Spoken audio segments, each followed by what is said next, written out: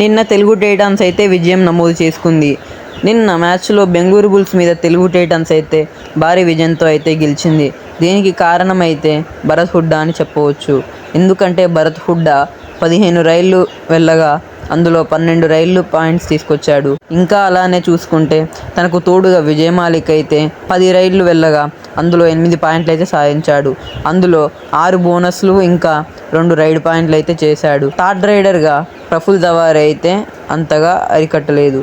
కానీ తనకు తోడుగా థర్డ్ రైడర్గా చేతన్ సాహు అయితే అదరగొట్టాడు. తను 7 రైళ్లు వెళ్ళగా 6 పాయింట్లు అయితే తీసుకొచ్చాడు. ఇది అమేజింగ్ అని చెప్పవచ్చు.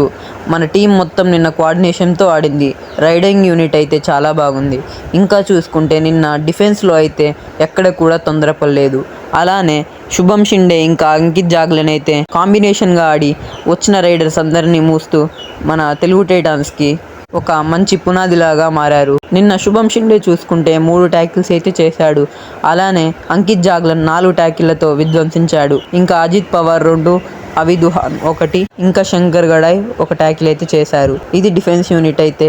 రైడింగ్ యూనిట్లో కొన్ని మార్పులు చేశారు. నెక్స్ట్ మ్యాచ్ అయితే తెలుగు టైటాన్స్ ఒక పక్కా ప్లాన్తో వస్తుందని నేనైతే నమ్ముతున్నాను. మీరు కూడా ఎలాంటి ప్లాన్తో వస్తుందో అనేది కామెంట్ సెక్షన్లో తెలపండి. మన తెలుగు టైటాన్స్ అయితే నిన్న గెలవడం వల్ల తెలుగు టైటాన్స్ సెమీఫైనల్కి క్వాలిఫై అయింది. దీనివల్ల తెలుగు టైటాన్స్ ఫైనల్ వెళ్ళడానికి చాలా సింపుల్ అని ఒక మాటలో చెప్పొచ్చు. ఇంకా చూసుకుంటే నెక్స్ట్ అయితే మన డిఫెన్స్లో అయితే కొంచెం చేంజ్ చేయాలని నేను అనుకుంటున్నాను.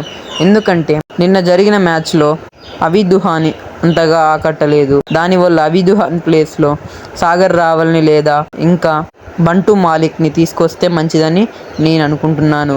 అలానే మీరు ఎవరిని తీసుకొస్తే మంచిదని అనుకుంటున్నారో కింద కామెంట్ సెక్షన్లో తెలపండి. ఇక ఈ వీడియో ఇంతే గాయస్. వీడియో నచ్చితే లైక్ చేయండి, షేర్ చేయండి and subscribe. Thanks for watching.